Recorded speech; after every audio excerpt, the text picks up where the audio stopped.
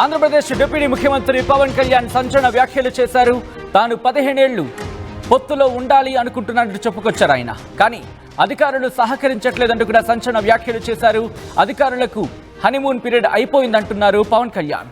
Law and order విషయంలో నాటకాలు వేస్తే తొక్కి నారా తీస్తా అంటూ కూడా సంచలన వ్యాఖ్యలు చేశారు ఆయన. క్రిమినల్స్ కు కులం ఉండదు అంటూ చెప్పుకొచ్చారు. కష్టాలు తెలుసు గనక నేను తగ్గి మాట్లాడుతున్నట్టు కూడా ఆయన హాట్ కామెంట్స్ చేశారు. ఇంతకీ పవన్ కళ్యాణ్ ఏమన్నారు ఇప్పుడు చూద్దాం. అందుకని నేను చాలా స్పష్టంగా ఉన్నాను. 15 ఏళ్ల తక్కువ కాకుండా అలయన్స్ ఉండాలని మనస్ఫూర్తిగా నేను ఆ శక్తిపీఠాన్ని ఆనేసి చెప్తా ఉన్నా. కానీ అధికార యంత్రాంగం నాకు మీ సహకారం కావాలి. నేను గవర్నమెంట్ ఎంప్లాయ్ కొడుకునే, లేట్ గవర్నమెంట్ ఎంప్లాయ్ కొడుకుని. నేను కష్టాలు నాకు తెలుసు. జీతాలు రాకపోతే స్కూల్లో నుంచి బయటికి పంపించేసిన సంఘటనలు కూడా ఉన్నాయి. నాకు అవి తెలుసు. నాకు కరెక్ట్గా కూర్చోబెట్టి 1వ తారీఖు జీతాలు రావు, 7కో 8కో వస్తే స్కూల్ నుంచి పంపించేసేవాళ్ళు నన్ను. అవి కూడా చాలా సందర్భాలు జరిగినాయి. నా కష్టాలు తెలియదని చెప్పకండి ఎవరు, నా కష్టాలు తెలుసు.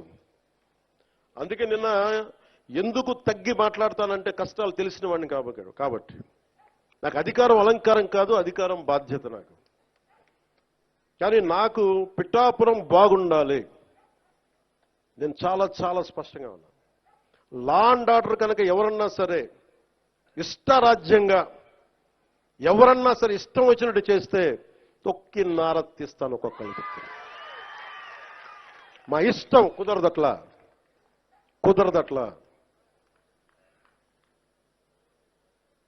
ఇది చాలా జాగ్రత్తగా ఉండాలి. ఇది నేను తెగించి వచ్చాను రాజకీయాల్లో, గుర్తుపెట్టుకోండి.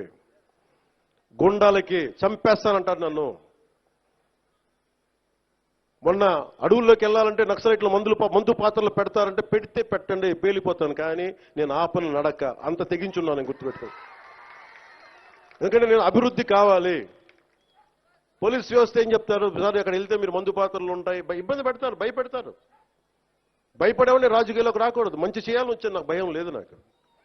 అంటే ఇంత తెగించిన వాడిని ఆకు రౌడీలు కానీ చిల్లర వేషాలు వేసేవాళ్ళు కానీ నేను భయపడతానా? అందుకని చాలా జాగ్రత్తగా ఆలోచించి అందరూ దయచేసి మసలండి. ఎందుకంటే నేను తెగించానంటే మటుకు ఇంకెవరు తెగించరు. అంత పిచ్చగా తెగిస్తాను నేను.